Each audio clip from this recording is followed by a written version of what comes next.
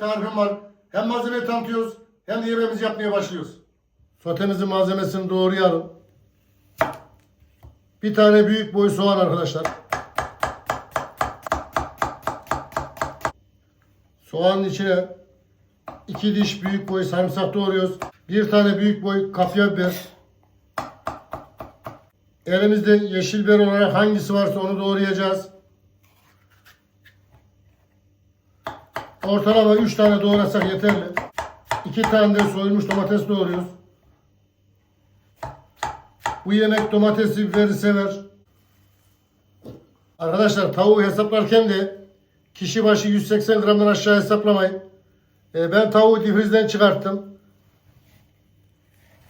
Tavuğu difrize atmadan da mutlaka kokup kokmadığını, düzgün bir tavuk olup olmadığını kontrol edin.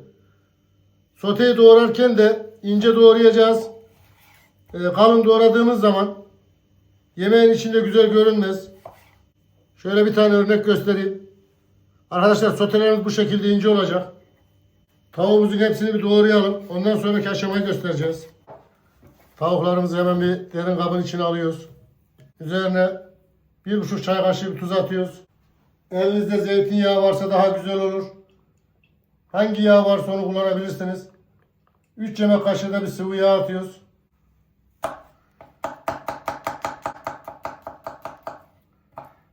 Bir tane de büyük boy sarımsak doğradım, onu atıyorum. Bunu elimizle güzelce bir dağıta karıştıracağız. Üzerini kapatacağız. Bunu 10 dakika bir dinlendireceğiz. Tavamızı ocağa koyduk. Ocağın altını yaktık. Arkadaşlar yemeğimizin daha lezzetli olması için ne yapacağız? 2 dakika fazla emek vereceğiz. Tabii ki bu işletmeler için geçerli değil. Ev yemekleri için. İçine şöyle 3-4 yemek kaşığı bir sıvı yağ atıyoruz. Daha sonra bunda yağ tekrar kullanacağız. Onun için az attım. Yağ bir ısınmaya başlasın, patlamaya başlasın. Hemen tavuğunu katacağız. Ocağımız yüksek ateşte olacak. Yüksek ateşi hiç düşürmeyeceğiz. Yağ ısınmaya başladı, hemen bir deniyoruz.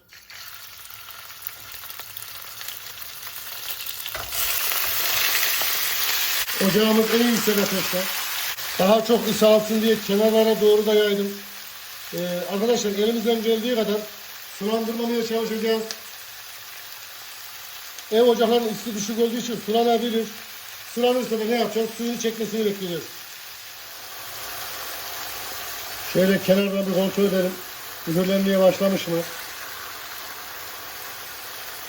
Daha yeni başlamış. Biraz daha bekleteceğiz arkadaşlar. Tam 8 dakika geçti. Tek tek çevirmekle uğraşmayacağım arkadaşlar. Hemen şöyle yapıyor. Bir de öbür tarafını mühürleyeceğim. Öbür tarafından mühürlendikten sonra karıştıracağım. 8 dakika geçti. Hemen tavuğu bir karıştıralım.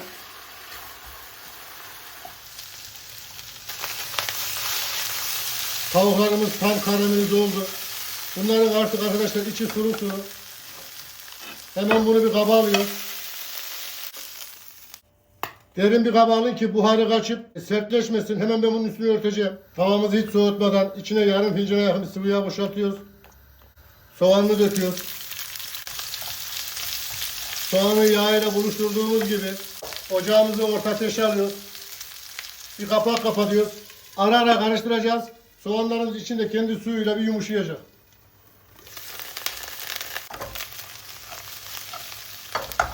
Soğanlar karamelize olmaya başladı. 5 dakika geçti. Bir kere de karıştırdım. Biberleri ilave ediyoruz. Biberleri de hafiften bir soteleyeceğiz. Biberleri karamelize yapmayacağız. Çok fazla eritmeyeceğiz. Yemeğin içindeki canlılığını kaybetmesin. Sadece çiğ kokusu gitsin yeterli. Hemen kapağı kapatıyorum. Orta ateşte ortalama 3 dakikada biberleri kavuracağız.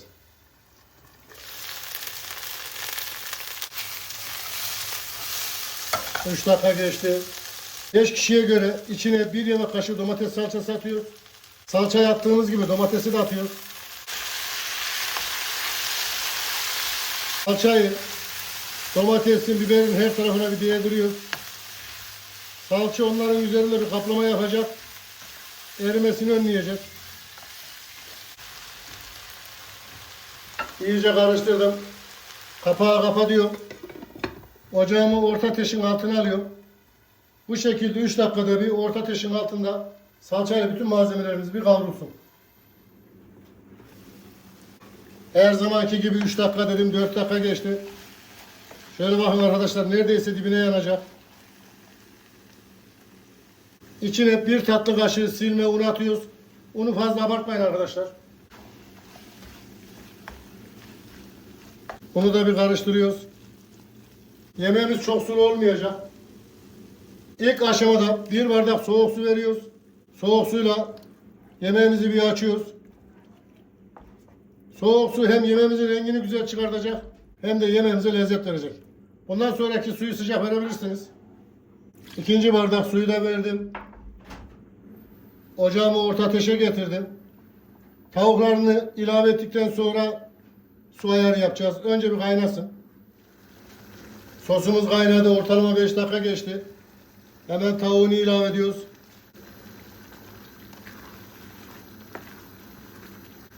Bundan sonra tamamen yoğunluğu size kalmış. Bu aşamadan sonra yemek size koyu gelirse sıcak su kullanın.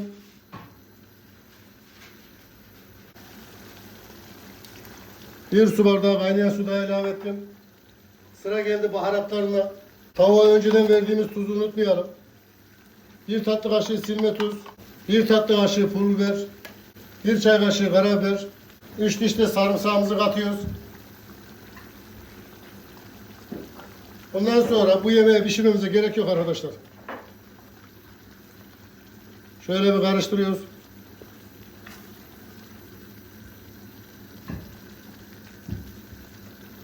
Kısık ateşte, yani orta ateşin altında 3 dakika bir kaynatacağız.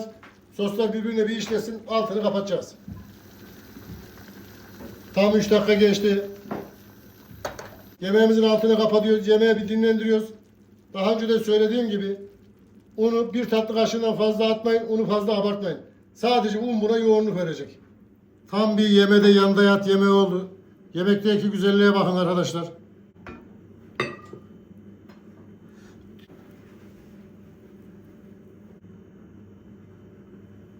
Sayfamda 2000 üzerinde yemek tarifi var.